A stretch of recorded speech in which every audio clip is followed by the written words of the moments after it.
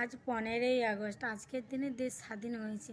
সত্যি কি মেয়েদের জন্য দেশ স্বাধীন আছে এখন? আর নেই।